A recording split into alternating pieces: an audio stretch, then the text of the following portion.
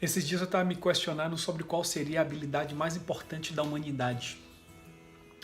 Caso o mundo se acabasse hoje e não sobrasse mais nada do sistema que nós conhecemos e que todo mundo perdesse tudo o que tem, todo o dinheiro, todos os bens materiais, tudo que levou anos para construir os seus diplomas, se tudo isso passasse a não valer mais nada, se tudo que hoje na sociedade tem valor passasse a não valer mais nada do dia para a noite, qual seria a habilidade mais importante da humanidade?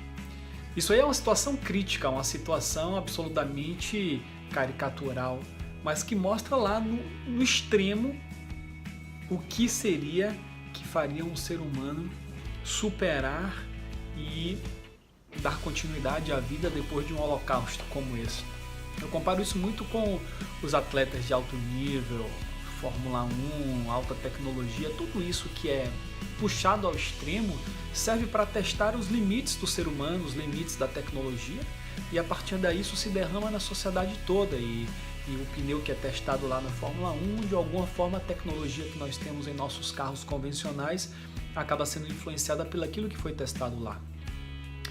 Os produtos que os atletas de elite usam para reforço muscular, as proteínas, de alguma forma acaba também sendo derramadas aqui no nosso dia a dia. E tudo isso que é extremo, que é caricatura, de alguma forma serve para que a gente aprenda aqui até o mindset. O que é que faz um jogador de tênis, tipo um Roger Federer, um cara que conquistou tudo na vida, que é o maior jogador da história. De repente vem o Djokovic, vem o Murray, o Nadal no início, começa a passar dele na atualidade, ganhar todos os torneios, e o Federer fica para trás, e de repente depois de um tempo, o que é que faz o mindset do Federer voltar a ser um cara que está ganhando de todo mundo novamente? Mesma coisa com o Nadal, os dois sumiram, voltaram. Então a gente vê o quanto o alto nível traz pra gente exemplos que de repente, entendendo um pouco da estrutura que está ali, a gente pode aplicar isso também no nosso dia a dia. Então, esse exemplo que eu peguei aqui de holocausto, de tudo acaba, seria mais ou menos como se fosse um desses exemplos aí de elite. E aí, o que é que contaria, o que é que seria importante como habilidade do ser humano? Para mim, seria a habilidade da adaptabilidade, de você conseguir se adequar a uma situação de adversidade extrema. Essa seria a maior habilidade que o ser humano pudesse ter. E ao longo da história da evolução, a adaptabilidade ela se mostrou como sendo a ferramenta para a perpetuação da espécie, né? Saber se adaptar. Se faz frio, eu me adapto. Se faz calor, eu me adapto. Se eu tenho alguma coisa, eu estou adaptado. Se eu não tenho nada, eu me adapto. E essa adaptabilidade, que seria a maior habilidade que o ser humano pudesse experimentar, ela tem alguns elementos, alguns componentes que a gente pode adaptar hoje na nossa vida, sem precisar que esse holocausto aconteça.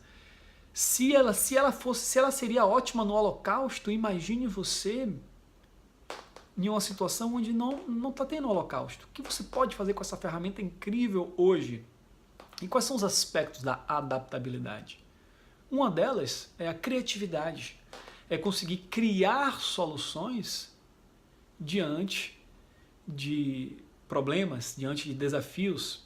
A inovação, criatividade e inovação andando juntos tem a ver com a adaptabilidade.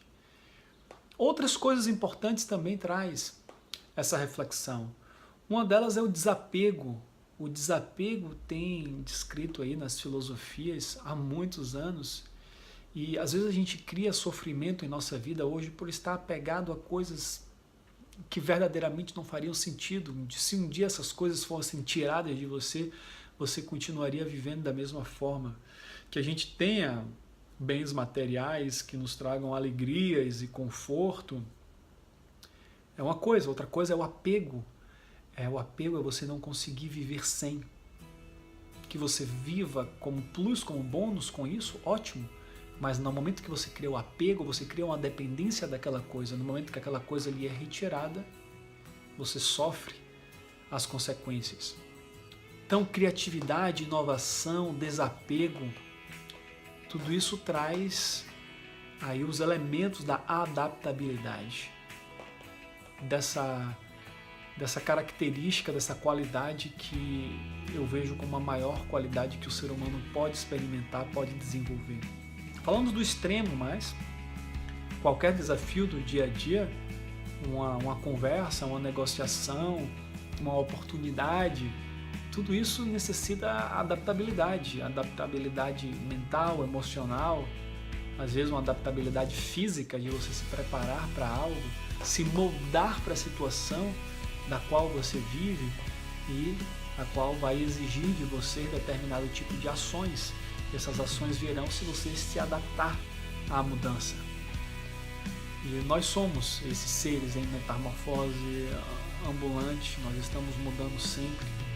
E quem mantém aberta essa porta de transformação, de mudança, de adaptabilidade, está preparado para o que der e vier. A flexibilidade. Tem uma metáfora muito interessante, resumidamente diz que uma planta quando morre fica dura, enrijecida. Um ser humano também, qualquer tipo de animal. Já uma planta que está viva, ela está ali flexível. Você pega uma folhinha, dobra, ela volta para a sua posição original. Um galho verde dobra, volta para a posição original. Um galho morto quebra.